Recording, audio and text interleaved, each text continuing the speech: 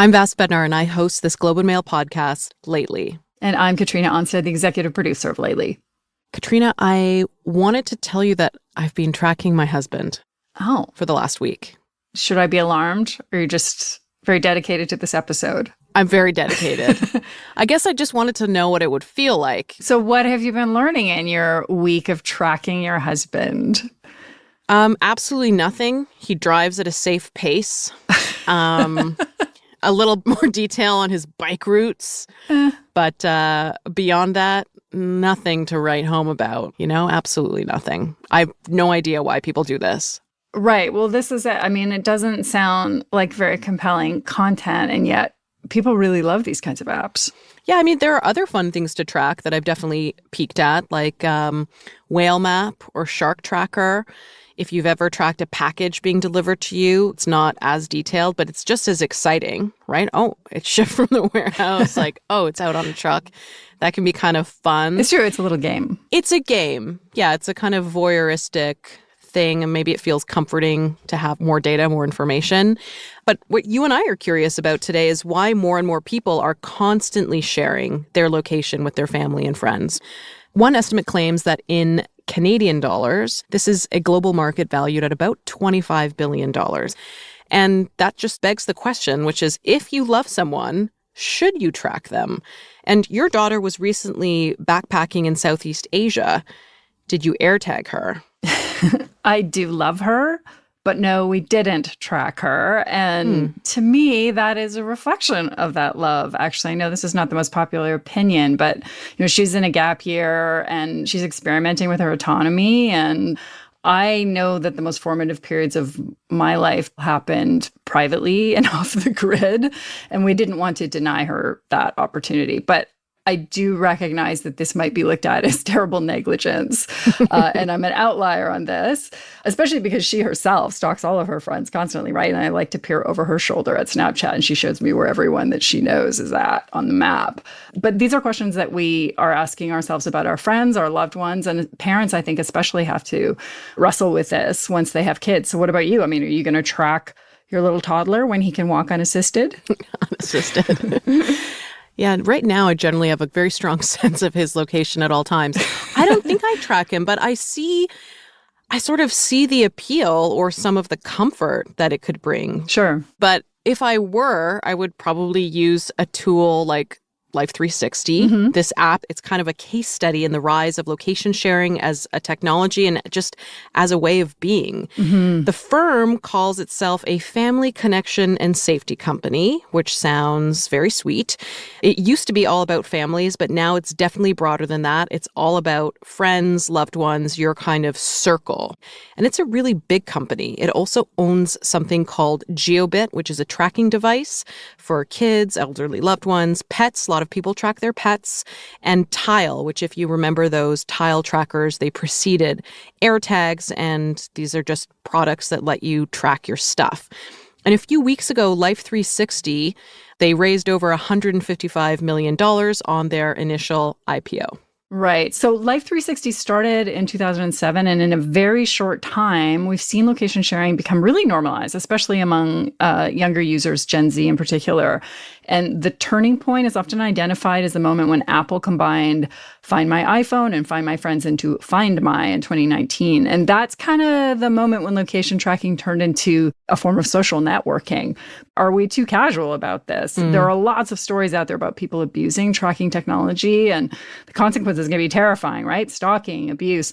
There was a recent report in 404 Media detailing how a suspected human smuggler was using AirTags to track and control the woman that he brought into the U.S. This is chilling stuff. Absolutely chilling. At the same time, this technology can be used to find missing people and not just lost phones. But what's the trade-off to doing this? I mean, your data, as usual. And in 2020, location data sales made up nearly 20%, so a pretty big chunk of Life 360's revenue, but they stopped selling location data in 2022 after reporting from the markup revealed that they were one of the largest sources of raw location data for the industry, which makes me wonder, if we're already passively sharing this information with companies almost all the time, why not share it with our loved ones? Right. So this is kind of the question of today's episode. Is sharing always caring? Today, we're speaking to Dr. Katina Michael, the professor at the School for the Future of Innovation in Society and the School of Computing and Augmented Intelligence at Arizona State University. She researches mainly emerging technologies and their corresponding social implications. Katina has published 6 books, including Ubervalence, Social Implications. In our conversation, she talks about this concept, which she credits to her husband, fellow researcher M.G. Michael. One of my favorite factoids about her is that she was previously employed as a senior network engineer at Nortel, the infamous Canadian tech and telecom company. So she has this incredible arc where she was on the cutting edge of building location-based services in the earliest days of the technology, and now she builds her scholarship around location sharing. Mm-hmm. We reached Dr. Katina Michael at a conference in Cyprus. This is Lately.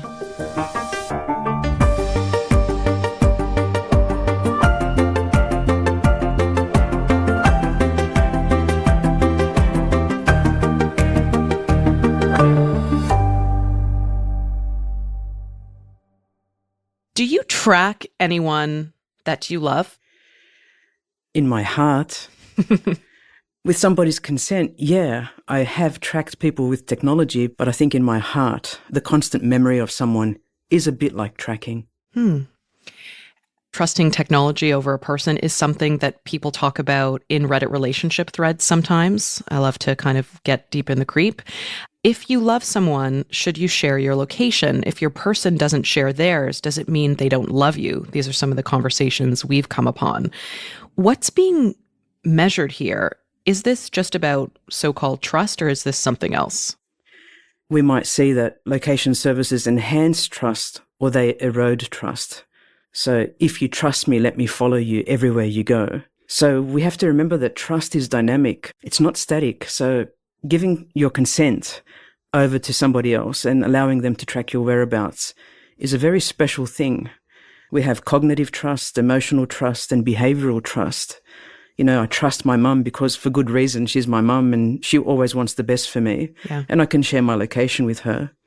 I can have emotional trust with a partner, and usually that's an intensified relationship where I love you so much. Of course, I wish for you to know where I am at all times. And then there's a behavioral trust that changes over time. There's a creation, there's a development, and the maintenance side of tracking one another. And often the creation and development side is very exciting, but the maintenance can sometimes be a little bit of a rocky road and where some people fall apart in that interrelationship.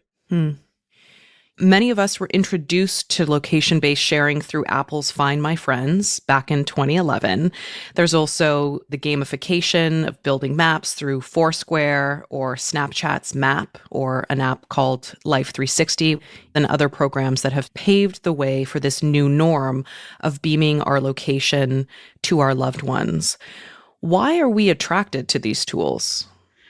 Everything's become frictionless. We all interpret a location in different ways, and we're not very accurate when we use language.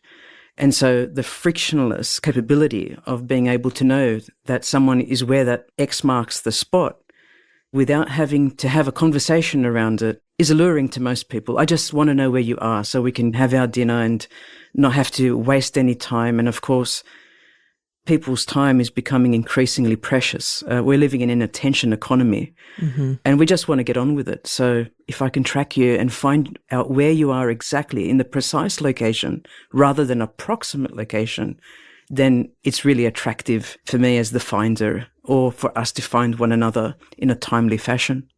So we tend to resist surveillance when it's from companies or from governments. So why are we doing it to ourselves? Why are we inviting this persistent surveillance? I think apart from it being embedded in applications, there's a longing for people to share things about themselves.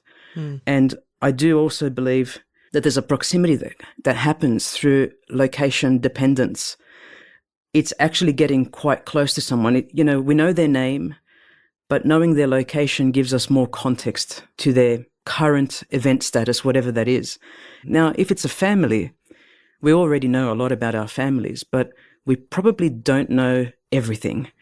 And I think location sharing gives us that additional capability to be that all-seeing eye where we know more about our loved ones in our immediate circle.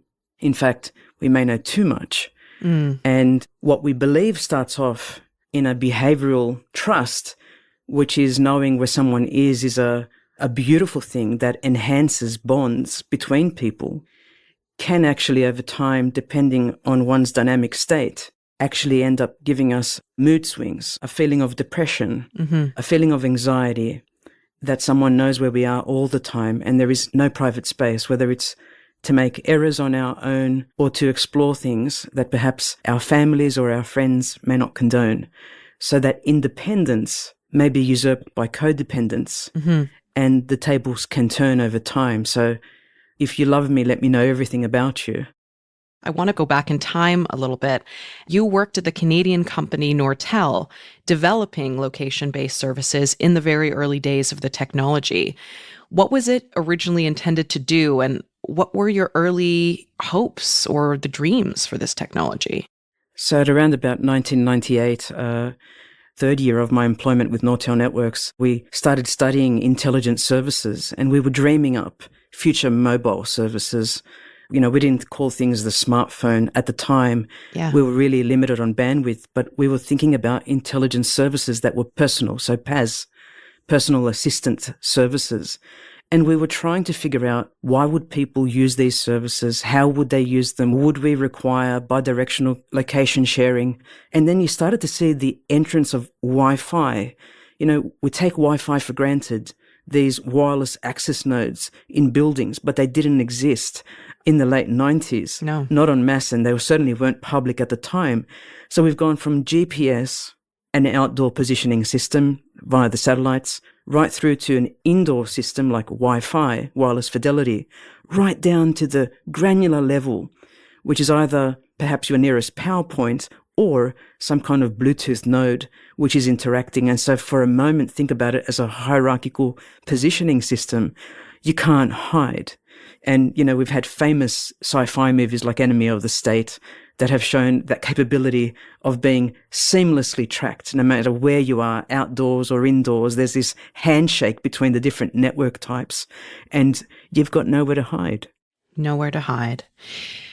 How do you personally feel about how these technologies have evolved? I love these technologies when I have control of them and I trust how the data is being utilized for my benefit and my circle's benefit. So it's not black or white.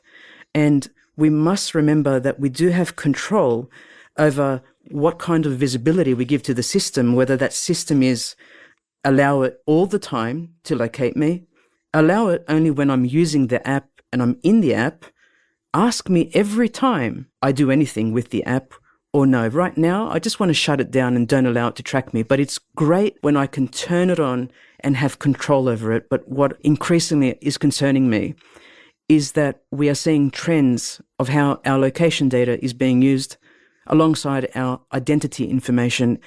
And when we have studies pointing to the fact that we only require 4 X and Y coordinates to identify who you are without knowing your name, without you providing a token or a biometric, and just with 4 location points, we know who you are, not just where you are.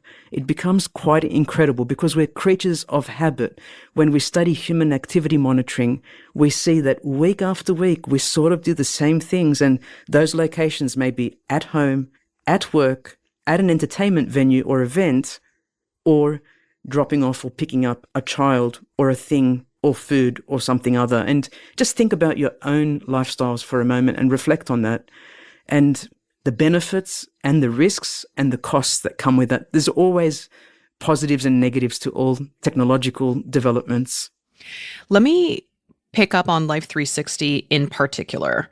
It claims to have 66 million members. It was originally pitched to families, but it's clear that they've expanded to go after this market of friendships. For instance, our sound designer, who's in his mid-20s, he knows where his partner is at all times. Can you talk about that evolution, how the popularity of location sharing has widened from family to friends? Life 360 is a great example. It was launched when we were doing quite a few studies on-location services, needing to share with families, those who were closest members and we trusted to share our location for convenience and for care for that matter. But of course, even in those situations, we have seen parents abuse control of the apps. And if we want to talk about helicopter parenting for a moment, Sure. it's the constant surveillance of their children. Oh, yeah. To the point of, we know the train came by, why didn't you get on the train? And even adult children being asked these questions by the parents in studies we've conducted. When we've seen partnerships and just this constant wanting to know where someone is so that there's support and love and, how did it go at the interview and are you tired? And we may have hundreds of touch points per day in that context, which just strengthens the bond. But then we've had other situations wherein not so good relationships and perhaps those that are privy to domestic violence, sometimes even when navigation map algorithms have changed, such as Google's map in 2014, their algorithm was changed. Again, back to Reddit and other public blogs, we reviewed hundreds of women's posts saying, your app now doesn't work and my husband or my partner thinks I've been cheating on them, and there have been repercussions. Wow. And in the most heinous contexts, GPSs have been strapped to vehicles, or phones have been accidentally forgotten in the boot of a car of somebody you don't know. Mm-hmm. The data regathered and then a heinous crime taking place thereafter, many of which are now case law, are extreme cases where harm has happened to the one who has been tracked. Mm-hmm. So we often talk about the trustor and the trustee, but in stranger contexts, there isn't any trustor or trustee. Right. The one who's being tracked doesn't trust because they're unaware of the tracking. And in the old days, it wasn't bidirectional sharing. So if I downloaded on your phone surreptitiously Google Latitude and you didn't pick up that the app was running in the background, I could look up where you were without your realization. After pressure being applied by academics like myself, companies started to notify somebody when a lookup had occurred, or every 3 weeks you would be pinged, do you still consent to your location being tracked? Right. And sometimes there were wild surprises, particularly between parents and children. Some of the teenagers were 16 to 18 years of age and took up the matter with their parents. If this is really how you want to treat me, you'll never trust me, and I thought you trusted me. And there can't be any quick fix after trust has been broken. It takes a long time. There's no app for that. There's no app for that. There's been all sorts of really important reporting about these apps or these tracking technologies being used, as you mentioned, in alleged stalking incidents of violence. Do we know if location sharing actually does make us safer overall? The more we share, the more we make ourselves vulnerable. It's the paradox of security. The more secure, allegedly, our systems become, the more insecure we feel. And that's an amazing finding in our research, because throwing technology at a problem doesn't make it better, it makes it worse, depending on the context. So we talk about this in terms of insecurity, distrust, and vulnerability. And so that thing that we said would enhance our capabilities is eroding it. And sometimes it happens because it's not just the location data that is gathered, it's our physical activity data that's gathered. It could also be our vital signs and characteristics. So what direction I'm traveling in, but also my heart rate. And if I'm running or I'm on a train or I'm in a car or I've suddenly braked in the vehicle. But then who am I sharing that information with is so important to companies, because the old adage is, tell me who your friends are and I'll tell you who you are. Right. I guess the flip side of that is companies will tell us that we in turn benefit from sharing this information because we can receive a more personalized price or a better targeted ad. There's a ton of money in the location sharing industry. Could you give us a bit of an overview of how those economics work? So nothing in life is free. Profit maximization is the number one thing, followed by sales maximization. I know in the early days when I was looking at simply Amazon's partnerships in the first few years of their development, they had 150 affiliates that they would share information with. Wow. So there's obviously the business to business selling of your data, of which you're not gaining a cent, but you're giving over. And for some people, they'll say, that's okay. I've got nothing to hide. And in fact, I want all the services that I'm engaged in to be optimal. I want them to optimize their knowledge of my location so that it's faster. For example, when I open an app, it knows that on Sundays I frequent certain venues. So it'll open looking for that venue so you can drive to that venue with your navigation on. And people like that chronicle and history and breadcrumb because it's, again, convenient. And if you trust the service, there's nothing wrong with it.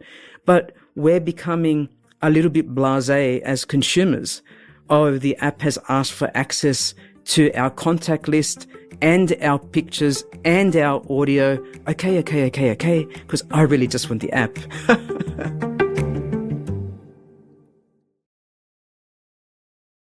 In 2022, according to the Pew Research Center, 69% of Gen Z and 77% of millennials said that they activated location sharing features on their phones at least sometimes.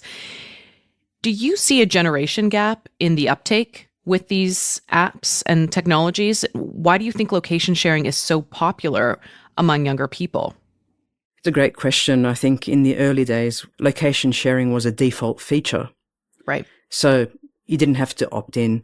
So I think many children using applications quite innocently have just continued to use applications without realizing the repercussions. And in fact, I think there's a generational gap, but only one that's based on lived experience. As we get older, perhaps we've been exposed to a greater number of situations and contexts. We realize how location is one of those features and capabilities that is a discriminator. And this is the case with underrepresented minorities and also women in particular. So as we get older, we realize that knowing someone's physical location means that someone literally could knock on your door at home or actually stalk you in groups. There have been many middle-aged men, for example, who have somehow crept into social networks of cheerleaders or a sports team and masqueraded as a child or a young teen, but everyone is oblivious because they're a friend of a friend, but they've never met these friends in person. So all of a sudden, a peeping Tom can travel around with the group, and the group is oblivious to the watching from afar or up close. Digital literacy is becoming increasingly important. We need schools from a young age, even preschool, to start educating. I'm glad you mentioned preschool. We have a girlfriend who we tease because I think she stalks her son, right? There's a live webcam that offers a stream all day of the main play area at her daycare, but she has trouble closing this tab. She has trouble focusing on work. And we're like, leave him alone. Let the little guy play. But I mean, how does that build that expectation between parent and child that you'll be able to kind of know where they are? Side note, if my mom could have a live stream of stuff I was doing all the time, she'd probably tune in too. I don't blame her, but it's tough, right? It's tough, and we're not even waiting for preschool. We now have these nanny cams in hospitals after the birth of a child. So in the first week of a child's life, there is a cam stuck right on top, streaming. And I understand, grandparents may want to see the newborn, but they don't have to see it all the time. And in fact, as a mother of three, one of the most sacred things that I felt after giving birth to my kids is I was filled with joy and love for the human and not the technology. In fact, we didn't touch technology for the first week. We just wanted to smell the baby. Yeah. Because the baby filled our life. Now, the watching being normalized is dangerous both for the self and the other. From the self perspective, we can talk about obsessive compulsive disorder. We can talk about taking risks, and children thrive when they're risk taking. They don't thrive when they're controlled. And what we are doing is circumventing a child's independence. We're stealing their identity in some way, their development of who they are, if we're constantly watching and then perhaps thinking we're correcting or otherwise. So I think it's dangerous, but I do understand that increasingly daycares all over the world are doing this. It used to be when my kids were growing up, we'd maybe have a picture set at best scrolling on the monitor so we could see, they were baking today or they were doing mud bricks outside. Today, this live cam business and what we've seen is parents getting jealous over another child's capability in one activity. Like, that's ridiculous between the ages of, 0 and 5 when we start to compare. And unfortunately, location sharing and the visual aspect with this notion of ubervalence that my husband developed as a term and is in the Oxford Dictionary, it's about identity, location, and condition. And the fourth item is the image, the visual. What is ubervalence? It's a kind of big brother on the inside looking out, through CCTV or a nanny cam or some cam device. But it's knowing all of these things about someone and then inferring what they're thinking. Oh. And the pitfalls of ubervalence really are misinformation, misrepresentation, information manipulation, and really sending us down the wrong path. What we need is, as George Orwell noted, that which is inside our skull to remain private so that we have that independence and autonomy. And what we don't want is to get into a world where there's so much surveillance that we can infer by what you're doing and where you are and who you're with, what you're thinking. Mm-hmm. And once we lose that which is inside the skull as the only private space we really have left today, what we're going to see is a fraying of ourselves and of the social fabric that ties societal members together. And that, to me, is dangerous. How close are we to that danger? I know you've spoken about the allure of God view. Can you also explain that idea? Yes, so this God view, it's the all-seeing eye, whether we have it through a CCTV or through our workplace surveillance capabilities, like a pinhole camera that watches you when you turn on your laptop. Literally, some organizations are doing that, and you've signed over consent and there's a policy denoting why, usually about security of something. But we are treading on dangerous territory when we want to know everything about everything all the time, because it means we're not giving people room to breathe. They're constantly on the grid. They're not allowed to disconnect. And what we're seeing now is tourist destinations marketing their location as being off the grid, that it's a dead zone. And people are flying to these places to enjoy some time out. Increasingly, it's sort of like a game. I noticed that Find My Friends has this weird feature. You can award one of your friends the dot of the week. Well, it's all behavioral engineering, Vass, and it's Pokemon Go on steroids when we reward people for sharing more, and the rewards are minuscule. It's not like you're given money, but there's some kind of trophy, and we see that with sports and athletics and cycling. I've got a smartwatch on right now, and I use an app, and I know where I go on which routes, and if I share that with the same demographic, then I can compare and compete, even if I'm not in the same city. Oh. So there's this gamification occurring, but it's nudge, right? That's what we call nudge factors. Well, if I can get you to do certain things, post a reward, you'll just probably give away a bit more. Mm-hmm. You touched on how this is creeping into employment situations and kind of freaking workers out, affecting how they're making decisions, what they're doing. Do you think the use of either these apps or, again, just this technology, this new expectation of default location sharing in our private lives is priming an entire workforce for this kind of electronic monitoring?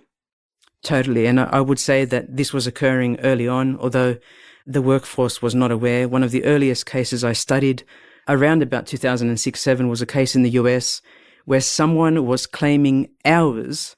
They were a teacher. They were claiming hours that the teachers' organization proved they never had engaged because their handset that had been given by the state was trackable, and they never were in the area they were claiming money for. So There you go. That was one of the earliest case studies. It can become quite suffocating in a work context when we have drivers who have 4 GPSs on average on a truck, and all they want to do is stop to have a quick 10-minute nap. But their employer knows they've stopped the truck. Right. And that truck is, holding goods that can spoil if they don't reach their destination in time. I've known truck drivers who haven't stopped even when they've felt their, dental issues will explode while they're driving. And they've had to just carry on with the pain and get to the other side because they don't want to be asked, why did you stop? And this will cost you money. So the other thing that I realized at the time is that we equate objects to the same level as subjects. On our Find My apps, We're finding our left earbud, our right earbud, like could be our left arm and right. Yeah. Our phone, our smartwatch, it's all connected. But on those circles are also human beings. And I tell you, Vass, I think that people are having difficulty distinguishing between the asset and that human, and we're starting to treat the humans as if they're things. So I look up the person, but I don't actually realize I'm looking up a human being whose blood is pumping and has a brain. I just think they're an object because I can map them to a coordinate. Or it's like mapping a car or an earbud, Right. but these are not equatable. But the app, what it does, it sort of puts us on the same level playing ground. It flattens our structure, our hierarchy of needs, our hierarchy of importance. And I'm worried about that trend as well. So, given all your research and your reflection and your rooting as a professional kind of on the cutting edge of these technologies, do you feel that the presumed benefits of location sharing are worth these costs? Privacy, financial, intellectual? I think location sharing has revolutionized business processes. They've transformed organizations. And the amazing things that we can do through location sharing when it's for the right purpose is phenomenal. With scheduling, like companies like DHL measure 5,000 hops sometimes of location points to make sure that we get our goods delivered on time and in good condition. I never negate those positive benefits, but I'm increasingly concerned about the erosion of our privacy and our ability to be independent thinkers, to retain our human rights and our dignity. But we've almost abandoned our rights willingly at times for the service. And that is very hard to regain. When I use my GPS to get somewhere, but I frequent that route every single day, and I'm doing it constantly, but I'm not really paying attention. I'm just listening like a drone to the direction. Yeah. And I should know where my workplace is, shouldn't I? But a lot of people don't. They've worked there for a year and it's 45 minutes away and they don't know how they got there. They just ask the GPS every day. But we're losing touch with the natural and physical locations. I pass that very interesting temple or that bakery on the corner or that person that's always out there every Sunday or every Monday with his group of friends playing basketball. Mm-hmm. We've lost touch with the relationship of our surrounds because we're just on autopilot. And I'm worried that we're losing that part of the conversation, which actually builds trust when we trust systems to tell us where the other party is. That chit chat that we used to have on the phone. Now, how do I get there? Where's this place? Which band's going to be playing at the pub? We're losing the chit chat. Yeah. So it's just like, well, you're just an object on a map. And if I don't want to share with you, I won't. But where are the rules of engagement of two people or more in a group, feeling a sense of belonging that's not just about, I will create this network and then tear it down. It's accountability. You mentioned anxiety. Going back to the 90s at Nortel, did you have feelings of anxiety related to the technology? Did you feel that there were the right rules in place to sort of anticipate where we've gotten to right now? I believe the tech sector and the telecommunications sector are responsible for the context of where we find ourselves. We just dreamed. We wanted intelligent services. We hoped that, I won't call it AI, but some intelligent service would support things like, how do I get from Australia to China, and knowing that the trains were on time, that my plane was on time, that everything was interconnected, and that these services, they would be interlinked and we would have this seamless capability to get from A to Z. I will say we were more preoccupied with things to do with profits and margins. And I can tell you now, discussions really weren't about the customer, or, we did identify personas, but really the only talking point for customers was the average revenue per user. It was not about the well-being of the user. It was not a human-centered design approach to building networks. The customer was a nebulous, vague identifier. It was just a variable in a spreadsheet. And I think that needs to be flipped on its side. Users were just another dot on something. It was a unit. It wasn't even human. It was a dot on a spreadsheet, a count. And I do think we need to be more mindful and actually start thinking about humanity-centered design, in a perfect scenario, how should we be storing data? And should it be sensitive and we just store data for 24 hours? If it's all we need is the last 12 hours or the last 1 week, why is a service perpetuating this sensitive data use? And really, we need to redesign or rethink how we do design so that we have more of these positive benefits, because I do believe in location services. I just don't think we're building them the right way.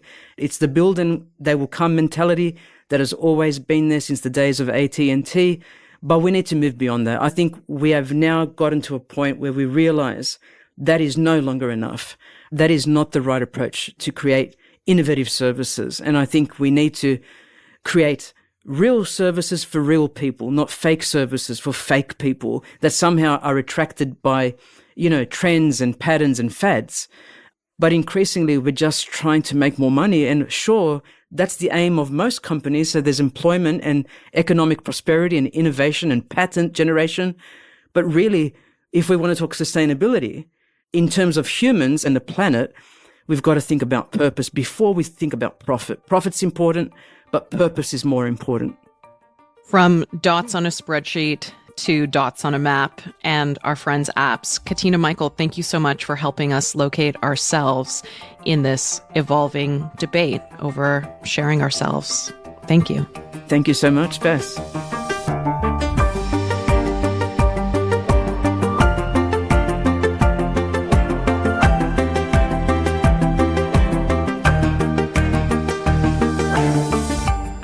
You've been listening to Lately, a Globe and Mail podcast. Our executive producer is Katrina Onstad. The show is produced by Andrea Varsany, and our sound designer is Cameron McIver. I'm your host, Vass Bednar. And in our show notes, you can subscribe to the Lately newsletter, where we unpack a little more of the latest in business and technology. A new episode of Lately comes out every Friday, wherever you get your podcasts.